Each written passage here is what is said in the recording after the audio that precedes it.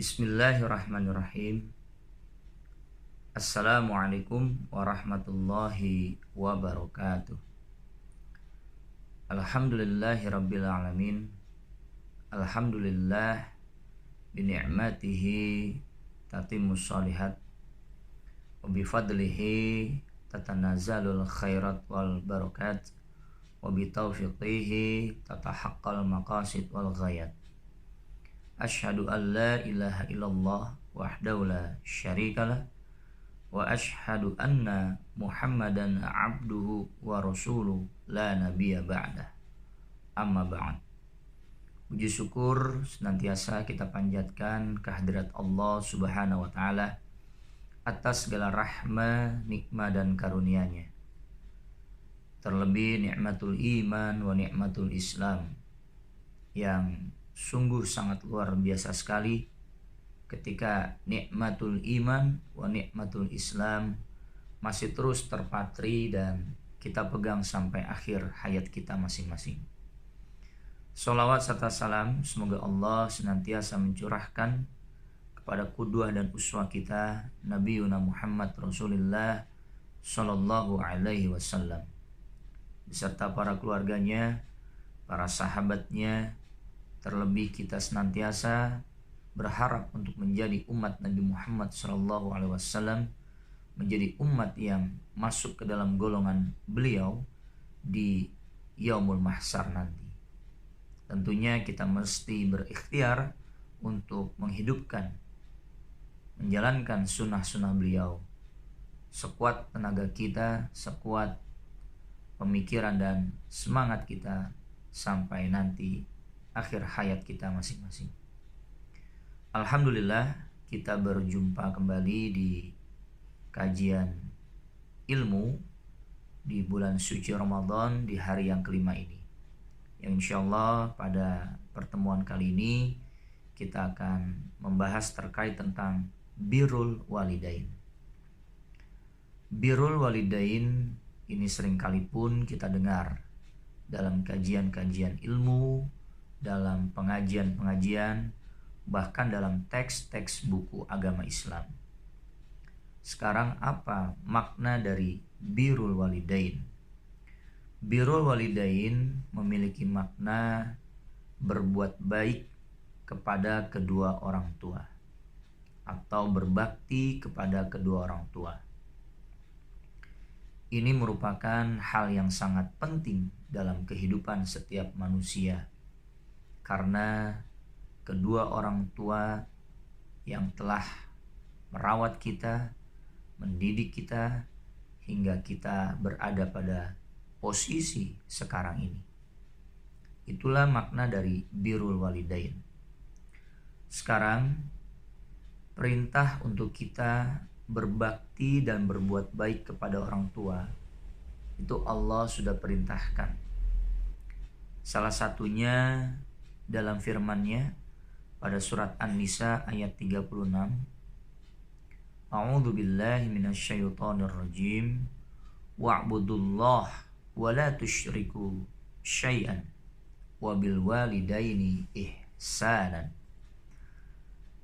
Dan beribadahlah kepada Allah Subhanahu wa taala dan janganlah menyekutukan Allah Subhanahu wa taala dengan sesuatu apapun, dan berbuat baiklah kepada kedua orang tua. Di sini kita bisa lihat bahwa Allah menggunakan fi'lul amr yang artinya kalimat perintah, yang artinya kata perintah kepada kita segenap hambanya untuk beribadah kepada Allah dan dilarang menyekutukan Allah dan berbuat baik kepada kedua orang tua. Ketika ini perintah dari Allah Subhanahu wa taala, maka hukumnya adalah wajib. Wajib bagi kita untuk menjalankan perintah Allah tersebut. Tidak ada alasan bagi kita untuk tidak menjalankan perintah Allah, karena ini menjadi bagian kita sebagai hambanya yang saleh. Tentunya Allah memerintahkan birrul walidain di dalam firman-Nya di dalam Al-Quranul Karim, pastinya kegiatan atau aktivitas amalan birrul walidain memiliki kedudukan yang amat sangat penting dalam langkah kehidupan setiap manusia. Beberapa penjelasan terkait kedudukan birrul walidain yang amat sangat penting dalam kehidupan manusia. Yang pertama, birrul walidain merupakan perintah Allah Subhanahu wa taala setelah perintah tauhid. Kita mengetahui bahwa perintah Allah yang utama yakni terkait tentang tauhid, yaitu mengesahkan Allah Subhanahu wa taala. Wala tusyriku syai'an. Jangan menyekutukan Allah dengan sesuatu apapun. Ini sesuatu yang mendasar bagi kita. Ini sesuatu yang pokok bagi kita untuk mengesahkan Allah Subhanahu wa taala. Untuk tidak menyekutukan Allah dengan sesuatu apapun. Nah, setelah perintah tauhid ini, Allah memerintahkan kita untuk birrul walidain. Wabil walidaini ihsanan. Sesuai dengan tadi firman Allah dalam surat An-Nisa ayat 36. Artinya, berbakti kepada kedua orang tua merupakan perintah yang sangat penting setelah perintah tauhid kepada Allah Subhanahu wa taala. Oleh karena itu, mesti kita jalankan perintah ini dengan penuh keikhlasan, dengan penuh tanggung jawab sebagai kita hamba Allah yang soleh. Itu kedudukan yang pertama. Kedudukan yang kedua, birrul walidain lebih utama dari jihad fi sabilillah. Hal ini sesuai dengan hadis Nabi Muhammad SAW yang diriwayatkan oleh Imam Bukhari dan Imam Muslim, di mana pada suatu ketika ada seorang pemuda yang datang kepada Rasulullah untuk meminta izin melakukan jihad fi sabilillah. Kemudian Rasul berkata, "Ahayya walidak?" "Na'am." Qala, "Fa fihima fajahid." Yang artinya, Rasul menanyakan kepada pemuda tersebut, "Apakah engkau memiliki orang tua?" Dijawab oleh pemuda tersebut, "Na'am." "Ya, ya Rasul." "Berbaktilah kepada kedua orang tuamu." Dan itu bagian dari jihad. Artinya apa?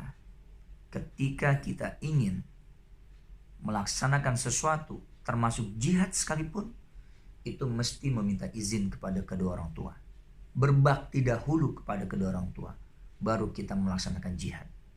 Namun, syarah dari hadis ini dikatakan juga bahwa jihad yang dimaksud untuk meminta izin dan lebih utama birrul walidain dibandingkan jihad adalah jihad yang sifatnya fardu kifayah. Jihad yang bisa ditunaikan oleh sebagian atau sekelompok kaum muslimin, dan ketika sudah ditunaikan maka tergugurkanlah kewajiban tersebut atau jihad tersebut bagi kaum muslimin yang lain. Tapi kalau jihadnya fardu ain, kewajiban yang melekat bagi setiap muslim, maka lebih tinggi nilainya dibandingkan birrul walidain. Nah, itu yang kedua. Artinya kedudukan birrul walidain itu lebih penting dibandingkan jihad yang sifatnya fardu kifayah. Sedangkan kedudukan yang ketiga, pentingnya birrul walidain merupakan pintu untuk masuk ke surganya Allah Subhanahu wa taala. Surga memiliki beberapa pintu, dan salah satunya adalah pintu birrul walidain.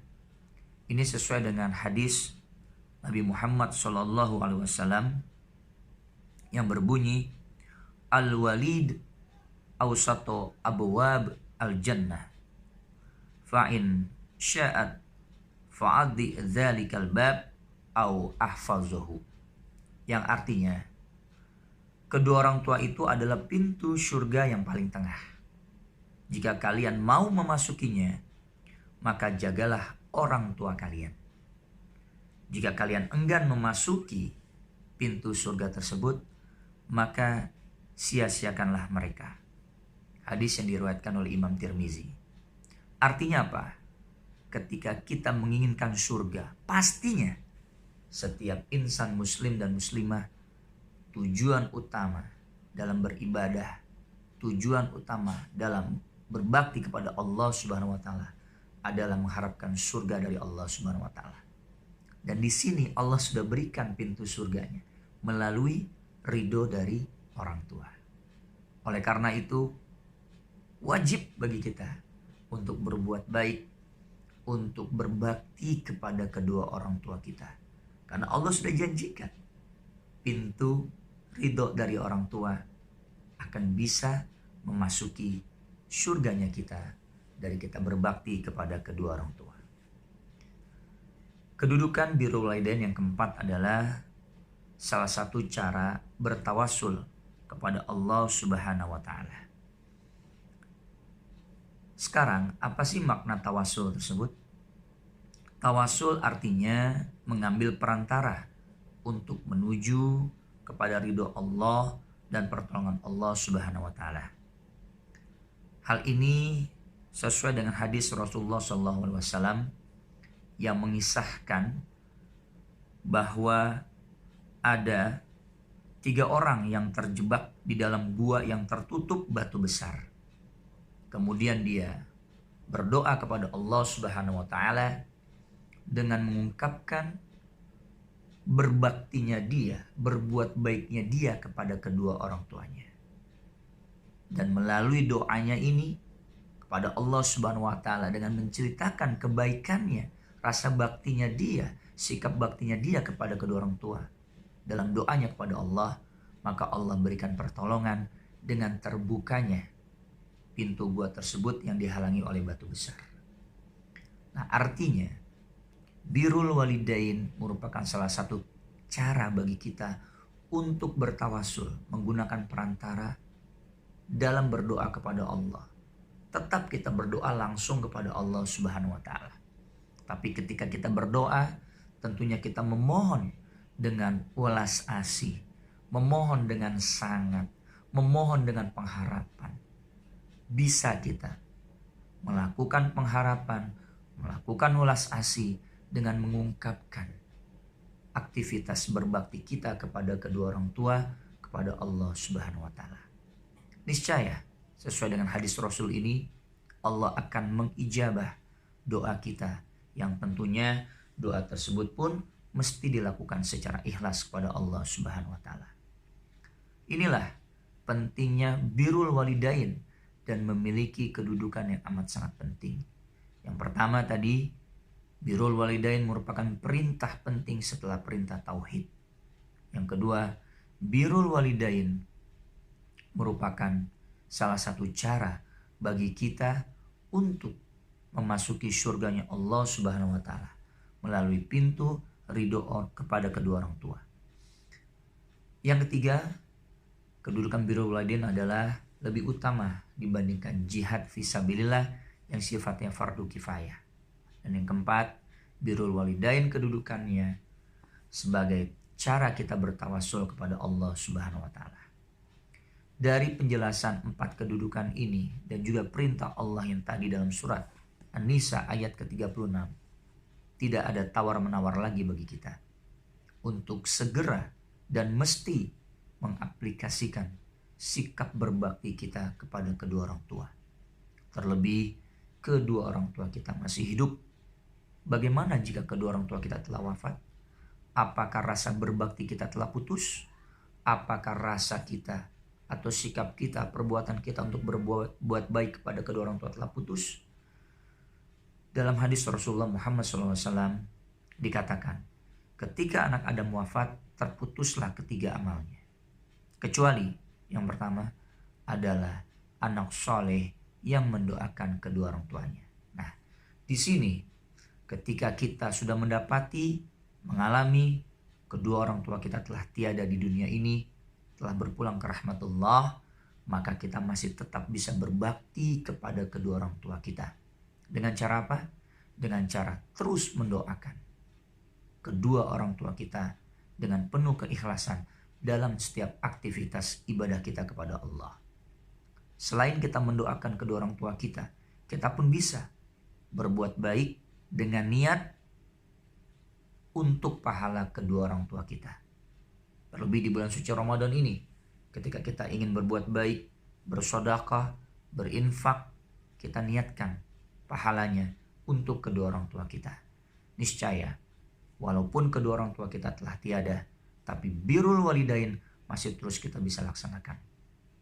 Kita tentu masih ingat kisah sahabat Nabi, kisah seorang sahabat Nabi yang bernama Uwais Al-Qarni, seorang pemuda yang tinggal di negeri Yaman, yang tidak memiliki kekayaan apa-apa, yang hanya memiliki pekerjaan sebagai penggembala lembu. Bagaimana rasa baktinya kepada orang tuanya? Pada saat itu dia hanya memiliki seorang ibu, di mana ibunya sudah sangat tua dan menginginkan untuk pergi haji ke kota Mekah. Uwais tidak memiliki kemampuan apa-apa, tidak memiliki harta apa-apa, tapi dia tetap bertekad untuk membahagiakan kedua orang tuanya sebagai bentuk baktinya kepada orang tuanya tersebut. Dan dia pun membeli seekor lembu dan dia membuat kandang yang dibuatkan di atas bukit. Dan setiap hari, hampir 8 bulan, dia turun naik bukit untuk memberi makan lembunya tersebut. Sampai lembunya tersebut beratnya mencapai 100 kg dan dia panggul lembu tersebut untuk turun naik bukit sebagai bentuk latihan dia. Bahkan dia dikatakan gila oleh para tetangganya. Tapi ketika 8 bulan sudah tiba dan pada saat itu musim haji, tetangganya baru mengetahui bahwa langkah Uwais selama 8 bulan turun naik bukit adalah untuk berlatih agar tubuhnya kuat menggendong ibunya. Bayangkan, dari negeri Yaman ke kota Mekah Al-Mukarramah untuk menunaikan ibadah haji ibu Uwais Al-Qarni. Dan ketika di Ka'bah, ibunya Uwais Al-Qarni pun berdoa, dan Uwais pun berdoa. Apa doa Uwais Al-Qarni? Ya Allah, ampunkanlah dosa-dosa ibuku. Ibunya bertanya, ya Uwais, kenapa engkau hanya mendoakan ibu untuk diampuni dosa-dosanya? Bagaimana dengan dirimu? Apa jawaban Uwais? Ibu, cukuplah aku berdoa untuk ibu diampuni dosa-dosanya. Ketika ibu sudah diampuni dosa-dosanya oleh Allah, maka ibu akan memasuki surganya Allah. Dan cukuplah aku masuk ke surganya Allah melalui ridho dari ibu. Subhanallah. Inilah contoh seorang pemuda yang sangat berbakti kepada orang tuanya, yaitu Uwais Al-Qarni. Maka tidak salah Rasul mengatakan dalam hadisnya bahwa Uwais adalah penghuni langit. Bahkan ketika Uwais Al-Qarni wafat, bayangkan ketika Uwais Al-Qarni wafat, Uwais hanya orang biasa saja, bahkan orang miskin, tapi banyak sekali orang yang melayat Uwais. Dan tetangganya itu melihat yang datang itu orang-orang asing yang selama ini tidak pernah terlihat dalam kehidupan sehari-hari. Bahkan ketika Uwais mau dimandikan pun banyak orang yang ingin memandikannya. Bahkan Uwais ketika ingin dikafani pun banyak yang ingin mengkafani. Sampai ingin dikuburkan pun banyak sekali orang yang membantu penguburan Uwais. Para tetangganya bingung, siapa mereka? Dan ternyata mereka adalah para malaikat yang diutus Allah Subhanahu wa taala ke bumi untuk mengurus Uwais Al-Qarni dalam kematiannya. Karena Uwais adalah penghuni langit. Kenapa Uwais menjadi penghuni langit? Karena tadi rasa berbaktinya, aktivitas birrul walidainnya yang begitu kental, begitu tinggi kepada orang tuanya.